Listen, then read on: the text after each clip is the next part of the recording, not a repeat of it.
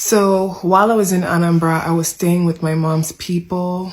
My mom's family rallied behind me and gave me so much love and support. Uncle John, Uncle Jude, Uncle Oke, Uncle Augie, Uncle Emeka, Auntie Vivian, Auntie Anne, Auntie Com, Auntie Oni. Thank you so much for all the love. To my cousins who were beside me, days where I just wanted to get into a fetal position and cry.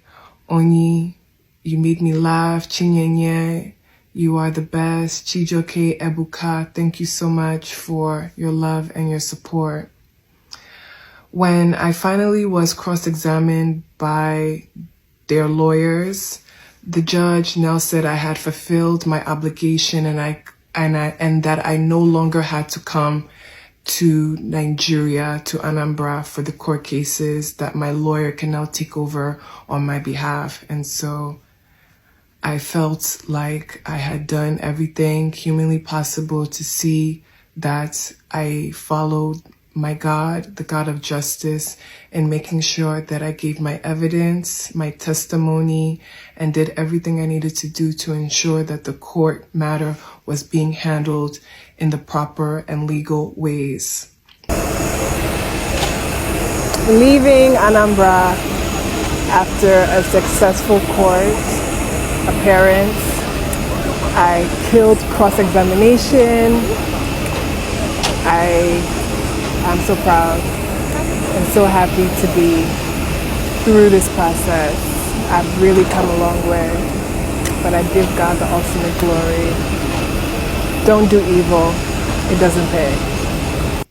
I just want to note that because nobody died, thank God, Josephine and Francis were eligible for bail, and the judge did grant them bail. I was a little bit upset because I did think that they should have spent time in jail throughout the court cases, but the Holy Spirit told me, IFUNAYA, none of that matters. I went back to the US and just began going back to work and trying to figure out what my new normal would be now that myself and my family were now caregivers to my father. My dad was being seen by physical therapists, being seen by occupational therapists. However, he had a crippling fear that every single time he would stand up, he would fall down.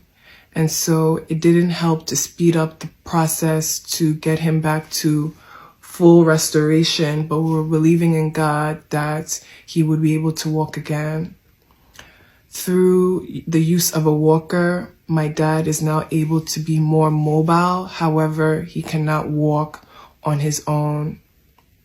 But that doesn't matter because with life, there is hope, and we're still believing and praying to God for full restoration. While we were now adjusting to the new normal, I got a knock on the door, and it was a white man with some documents in his hand.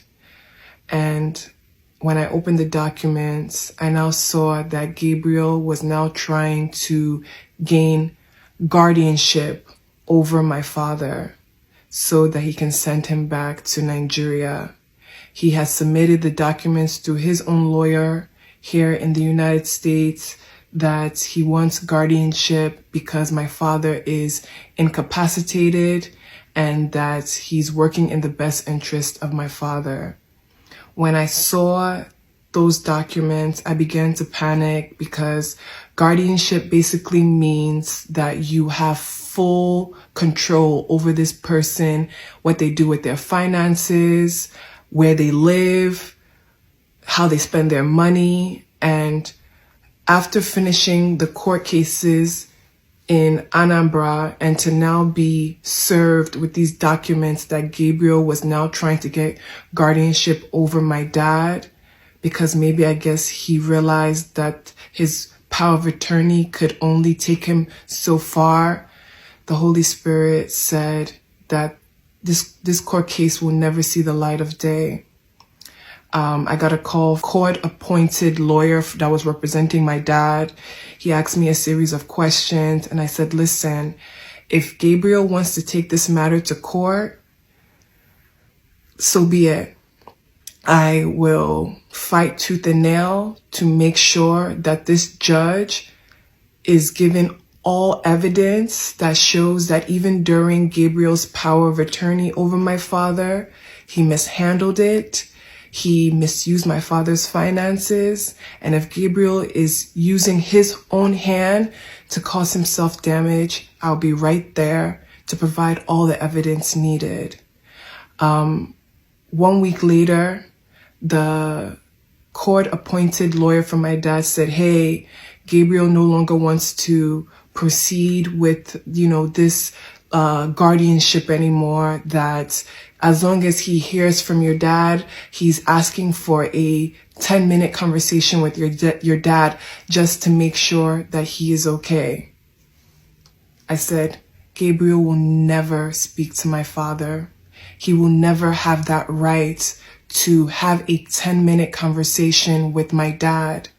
Where was that 10-minute conversation when my dad was locked up in the room? Where was that 10-minute conversation when I was asking Gabriel to make sure that my dad was okay?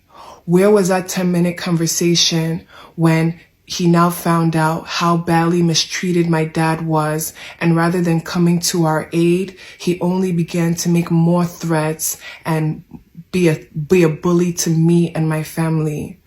I told the lawyer, nope. If the court case needs to continue, so be it, but I'm not going to pacify his actions with a 10-minute conversation to a man that, in my opinion, he's hurt dearly. A week later, I received a letter from Gabriel's lawyer saying that Gabriel no longer wants to proceed with the guardianship. And in my head, I said, this man, his heart, wherever it is not with God. How dare you try and get guardianship over my father? And in the court documents, he states that his intentions were to send my dad back to Nigeria.